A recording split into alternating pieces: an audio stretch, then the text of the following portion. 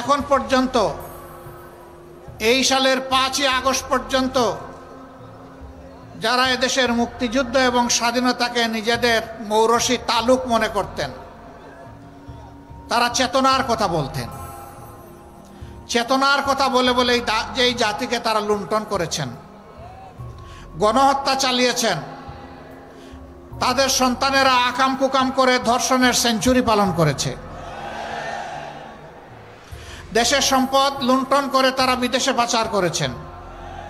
শুধু তাদের এই গত 15.5 বছরের আমলে যার হিসাব বের হয়ে এসেছে 26 লক্ষ কোটি টাকা, যা বাংলাদেশের বার্ষিক বাজেটের প্রায় 5 গুণ।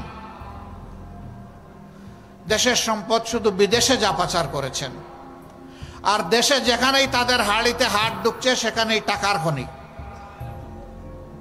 এই টাকা এরা পেল কোথায়? আমার একজন সম্মানিত সহকর্মী বলে গেছেন, তৎকালীন প্রধানমন্ত্রীর পিয়নের অ্যাকাউন্টে ছিল 450 কোটি টাকা। পিয়নের যদি এত টাকা হয়, মালিকের কত টাকা? হ্যাঁ, মালিকের টাকাও বের হয়ে আসতেছে। আপনাদের একেবারেই নিকটে রূপপুর পারমাণবিক কেন্দ্র, এখান থেকে মালিকের পরিবার শুধু একটা প্রকল্প থেকে 57,000 কোটি টাকা চুরি করেছে। এইভাবে যেখানেই মেগা উন্নয়নের কথা বলা হয়েছে সেখানেই মেগা ডাকাতি করা হয়েছে।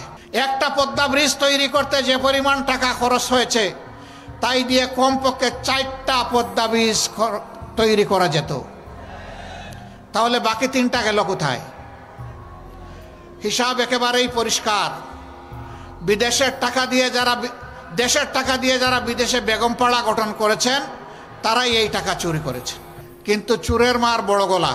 কন্ট্রাক্টর নিয়োগ করেছে নিজের দলের লোকদেরকে দিয়ে, বলেছে বেটা তুমি যদি আমার দলের না হতা এটা পেতা না, যেহেতু তুমি পেয়েছো এতটুকু আমার আর এতটুকু তোমার, এরপরে যা বড় কাজ করো। এইভাবে তারা দেশটাকে ফুকলা করেছে, ব্যাংকগুলাকে শেষ করে দিয়েছে। সবচাইতে শক্তিশালী ব্যাংক ছিল এদেশের আপামর জনগণের ব্যাংক ছিল, জাতি ধর্ম বর্ণ নির্বিশেষে ব্যাংক ছিল ইসলামী ব্যাংক বাংলাদেশ লিমিটেড। ডাকাত এস আলমকে লেলিয়ে দিয়ে ভাগ বাটুরা করে সেই ব্যাংকটাকে শেষ করে দিয়েছে। আমরা শুনেছি এই ব্যাংকের টাকা চুরি করেছে শেখ হাসিনার বোন শেখ রেহানা। এখন এই চুরির দায়ে তারা লন্ডনেও ধরা খেয়েছে। শেখ হাসিনার বোনের মেয়ে সেখানে সংসদ সদস্য এবং ভাগ্যক্রমে তিনি হয়েছিলেন মন্ত্রীও। এখন তিনি দুর্নীতির দায়ে সেখানে দুর্নীতি দমন কমিশন তাকে জিজ্ঞাসাবাদ করছে। এটা বাংলাদেশ এবং জাতির জন্য লজ্জা। আমাদের লজ্জা হলে কি হবে? ওদের কোনো লজ্জা নেই। ওদের কাছে সম্পদ এবং টাকাই বড় কথা।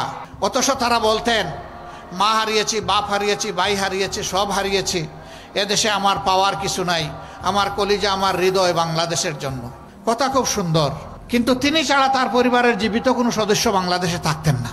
তিনি ছাড়া তার পরিবারের কোনো সদস্য, তার ছেলে, তার বোনের মেয়ে এবং ছেলে, তাদের জন্য বাংলাদেশের কোনো ছেলে এবং মেয়ে তাদের পছন্দ হয় নাই। 2জন বিয়ে করেছে, 2জন খ্রিস্টান মেয়ে, একজন বিয়ে করেছে একটা ইহুদি ছেলেকে। কোনো অসুবিধা নাই, তারাও মানুষ। তো বাংলাদেশকে এত ভালোবাসেন, 2-1টা মেয়ে ছেলে এখানে ভালোবাসতে পারলেন না? 18 কোটি মানুষকে বেইজ্জত করেছে, তাদের সম্পদ লুণ্ঠন করেছে, সিন্ডিকেট করে বাজার মূল্যের অগ্নিমূল্য তারা চালু করে দিয়েছিল, যে সিন্ডিকেট এই সরকার এসে এখনো ভাঙতে পারেনি। আমরা জিজ্ঞেস করি যে আপনারা ভাঙতে পারেন না কেন? কয় যে আপনাদের দোষ। আর আমাদের কি দোষ? বলে যে সিন্ডিকেটের হাত বদল হয়ে গেছে।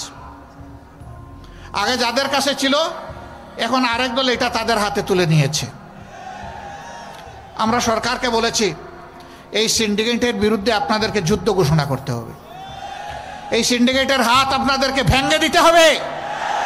18 কোটি মানুষের উপর আর অর্থনৈতিক শোষণ চালানো যাবে না। এই সিন্ডিকেটের বিরুদ্ধে আপনারা নামুন, আপনাদের সাথে 18 কোটি মানুষ নামবে ইনশাল্লাহ। তাহলে এতগুলা মানুষের জীবনের প্রতি আমরা কি সম্মান দেখালাম? আগে দখলদারি ছিল, ফুটপাত থেকে শুরু করে সব কিছু দখলে চলে গেছিল। এখন তো আর দখলদার নাই, এখনো আছে। এই চাঁদাবাজি দখলদারি মুক্ত বাংলাদেশ আমরা করতে চাই।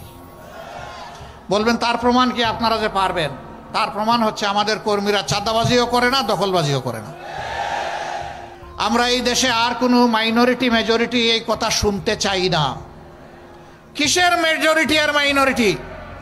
বাংলাদেশে যারাই জন্মগ্রহণ করবেন তারা সকলেই ধর্ম বর্ণ নির্বিশেষে এই দেশের গর্বিত মর্যাদাবান নাগরিক। রাষ্ট্রের সংবিধান সকলকে সমান অধিকার দিয়েছে, আল্লাহর সংবিধানও তাদেরকে সমান অধিকার দিয়েছে। আধুনিক রাষ্ট্রের প্রথম সংবিধান হচ্ছে মদিনার সনদ। এই মদিনা সনদের 1 থেকে 5 নম্বর ধারা পর্যন্ত প্রত্যেকটি হচ্ছে সকল ধর্মের মানুষের অধিকার সংরক্ষণের সনদ। সেখানে পরিষ্কার বলা হয়েছে ধর্মের ভিত্তিতে কোনো নাগরিকের অধিকারকে বিভক্ত করা যাবে না। এই রাষ্ট্রে সকল নাগরিকের জীবন, সম্পদ এবং ইজ্জত সম্পূর্ণ নিরাপদ। এই রাষ্ট্রে সকল ধর্মের মানুষ নিজ নিজ ধর্মীয় আচার অনুষ্ঠান পালন করবেন অত্যন্ত নির্বিঘ্নে, নিরাপত্তার সাথে। কেউ কারো উপর হাত দিতে পারবে না, দুঃসাহস দেখাবে না। এই দেশে সকল ধর্মের মানুষ তাদের নিজ নিজ ধর্ম পালনে কোথাও বাধার সম্মুখীন হবে না। ইসলামের ধর্ম কারো উপর জোর করে চালানো যাবে না। পরিষ্কারভাবে এই সনদে এগুলো বর্ণিত আছে। আমরা সকল ধর্মের ভাইদেরকে বলি, যারা ধর্মের বিভাজন তৈরি করে মেজরিটি মাইনরিটি, তারাই আপনাদেরকে 53 বৎসর বড় কষ্ট দিয়েছে। আপনারা চিন্তা করে দেখুন, প্রত্যেকটি যুবকের যুবতীর হাতকে আমরা দেশ গড়ার কারিগরের হাত হিসাবে তৈরি করতে চাই। এরকম একটা জাতি যখন তৈরি হবে, ইনশাআল্লাহ এই দেশের মানুষ আর বিশ্বে চাকরির জন্য যাবে না। যেভাবে 1757 সালের আগে বিশ্বের মানুষ এই দেশে আসতো রুজি রোজগার চাকরি করার জন্য, এই দেশটা আবার তার সেই গৌরব ফিরে পাবে ইনশাআল্লাহ।